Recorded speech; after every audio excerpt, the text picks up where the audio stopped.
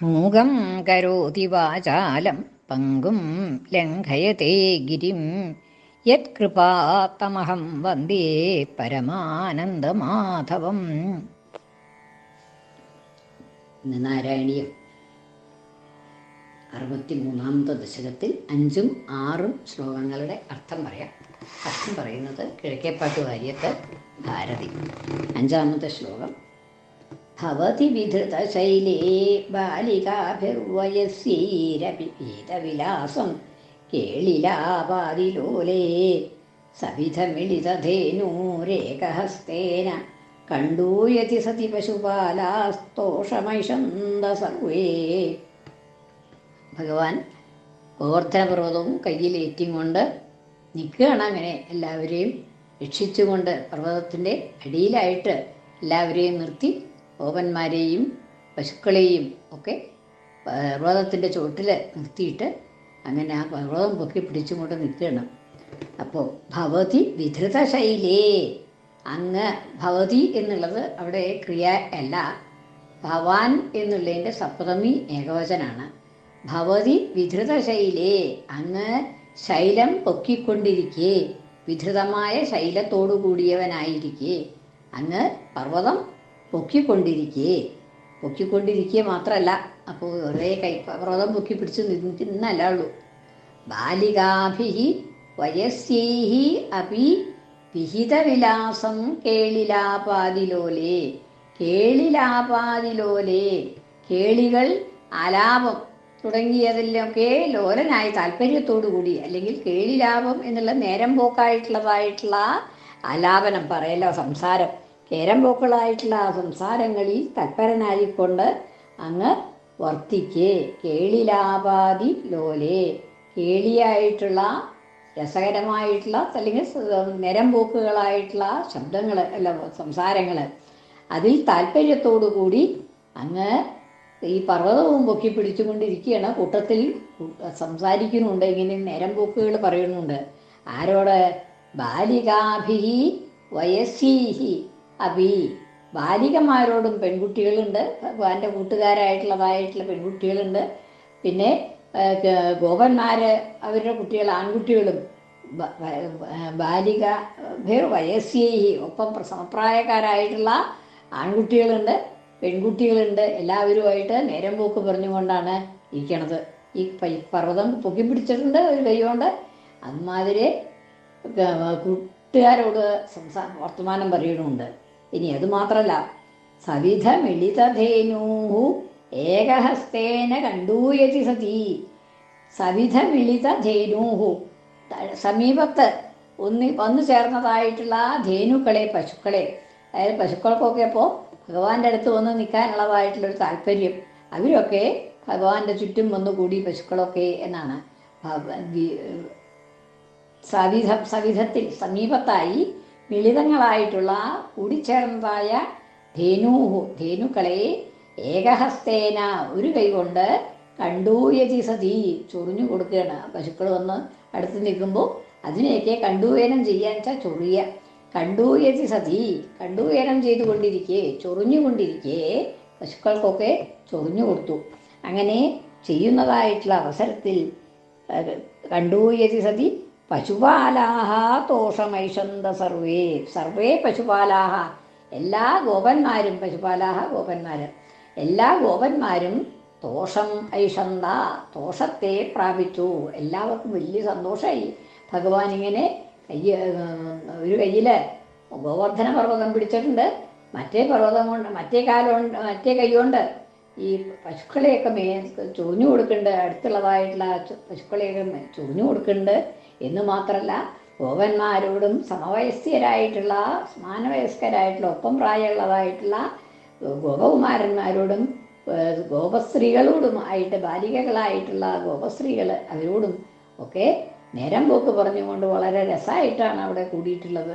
അത് കണ്ടിട്ട് എല്ലാ ഗോപന്മാർക്കും തോഷം ഐഷന്ത, സന്തോഷത്തെ പ്രാപിച്ചു.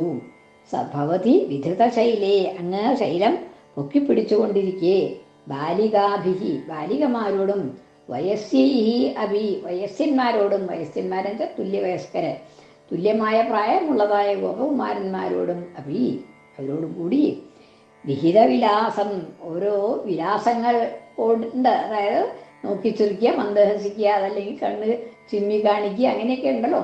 ആ വിലാസങ്ങളോടുകൂടി കേളിലാപാതിലോലെ കേളിയായിട്ട് നേരമ്പോക്കുകളായിട്ടുള്ള വാക്കുകൾ പറഞ്ഞുകൊണ്ടിരിക്കുന്നതിൽ തൽപരനായി സവിധമിളിത ധേനൂഹു സമീപത്ത് ഒന്നിച്ചു ചേർന്നതായ വന്നുകൂടിയതായിട്ടുള്ള ധേനുക്കളെ, പശുക്കളെ ഏകഹസ്തേന ഒരു കൈകൊണ്ട് കണ്ടൂയതി സതി ചൊഞ്ഞുകൊണ്ടിരിക്കുന്നതായിട്ടുള്ള അവസരത്തിൽ, അങ്ങനെയൊക്കെ ചെയ്തുകൊണ്ടിരിക്കുന്നതായിട്ടുള്ള അവസരത്തിൽ സർവേ ദോഷമൈഷന്ത എല്ലാവരും പശുപാഹ സർവേ പശുപാഹ എല്ലാ പശുപന്മാരും എല്ലാ ഗോപന്മാരും ദോഷം ഐഷന്ത സന്തോഷത്തെ പ്രാപിച്ചു എന്ന്.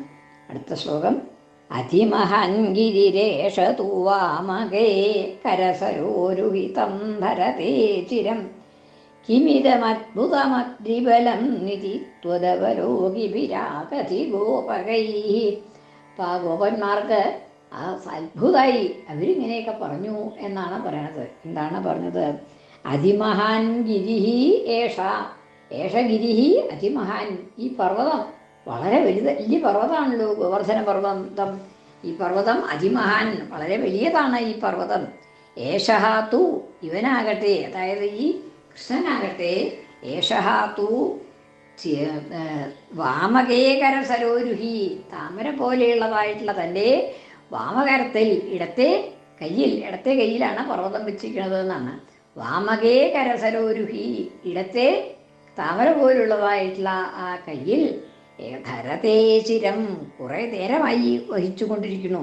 തം ഈ പർവ്വതത്തെ ധരതേ ചിരം ധരിച്ചുകൊണ്ടിരിക്കുന്നു, കയ്യിൽ പിടിച്ചുകൊണ്ടിരിക്കുന്നു. ഇടത്തെ കയ്യിൽ ഈ പർവ്വതത്തെ പിടിച്ചുകൊണ്ട് കുറെ നേരമായിരിക്കുന്നു എന്നാണ്. കിമിതം ഇത് എന്ത് അത്ഭുതമാണ്, കിമിതം അത്ഭുതം ഇത് എന്ത് അത്ഭുതമാണ്, ഇത് കിം അത്ഭുതം ഇത് എന്ത് അത്ഭുതമാണ്. പിന്നെ എന്തോ അദ്രിബലം ഇത് ആ പർവ്വതത്തിൻ്റെ ശക്തിയാണോ? പർവ്വതത്തിനെ പൂജിച്ചു നമ്മൾ. ആ പർവ്വതത്തിൻ്റെ ശക്തി കൊണ്ട് പർവ്വതം നമ്മളെയൊക്കെ രക്ഷിക്കുകയാണോ? ഭഗവാന്റെ കയ്യിൽ കയറിയിട്ട് അത് ഇരുന്ന് നമ്മെ രക്ഷിക്കാൻ വേണ്ടിയിട്ട് ഭഗവാനെ സഹായിക്കുകയാണോ? ആ പർവ്വതത്തിൻ്റെ കൂടിയും ബലമാണോ, അതിൻ്റെ ശക്തി പ്രഭാവം കൊണ്ടാണോ ഇങ്ങനെ സാധിക്കണത് എന്നിങ്ങനെ ഇപ്രകാരം ത്വദവലോകിഭിരാകധി ഗോപകൈ അവലോകിഭിഹി അങ്ങയെ കണ്ടുകൊണ്ട് നിന്നിരുന്നതായ, അവലോകനം ചെയ്തുകൊണ്ടിരുന്നതായ, അങ്ങയെ കണ്ടുകൊണ്ട് നിന്നിരുന്നതായ ഗോപകൈ ഗോപന്മാരാൽ കിമിതമത്ഭുതം അദ്രിബലം നിധി ത്വദവലോകിഭിഹി ആകധി ഗോപകൈ ആകധി പറയപ്പെട്ടു. ഗോപന്മാര് ഇങ്ങനെ പറഞ്ഞു, ഇത് എന്താണ്, അദ്രിബലാണോ, പർവ്വതത്തിൻ്റെ ബലാണോ ഈ കാണുന്നത് എന്നിങ്ങനെ ഗോപന്മാർ പറഞ്ഞു. കിമിതം അത്ഭുതം അദ്രിബലം നിധി ത്വദവലോകിഭി അങ്ങയെ കണ്ടുകൊണ്ടിരുന്നതായിട്ടുള്ള ആ ഗോപന്മാരാൽ ഇപ്രകാരം പറയപ്പെട്ടു എന്ന്. എൻ്റെ ശ്ലോകം ഒന്നും കൂടി ചൊല്ലാം.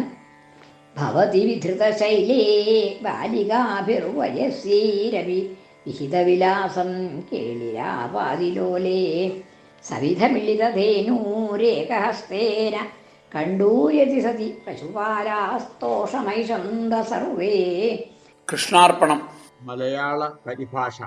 കരമതിലധശൈലം വെച്ചു നീ കൂട്ടരോടും ചെറുകുമരികളോടും കിന്നരം ചൊല്ലിയിട്ടും ഉരസിയരികെ നിൽക്കും ഗോക്കളെ മെയ്ചൊറിഞ്ഞും പരമസുഖമതേകി ഗോപവൃന്ദത്തിനാകെ.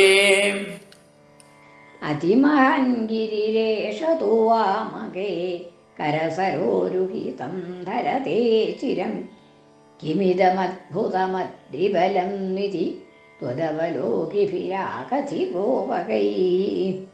കൃഷ്ണാർപ്പണം. മലയാള പരിഭാഷ. അമിതഭാരമദ്രിയിടം കരേ വളരെ നേരമതേറ്റി ഭവാനഹോ അഥ കണ്ടു പറഞ്ഞിതു ഗോപരും തവ മഹാത്ഭുതമദ്രിബലം വിഭോ. സർവത്ര ഗോവിന്ദനാമസങ്കീർത്തനം. ഗോവിന്ദ ഗോവിന്ദ